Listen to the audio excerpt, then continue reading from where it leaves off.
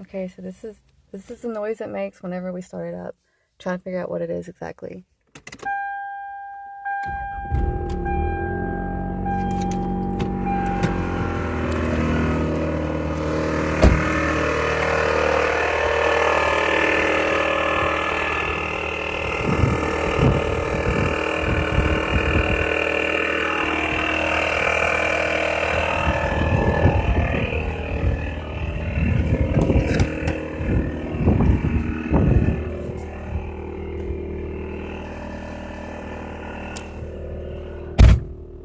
It's a 1993 Toyota Camry.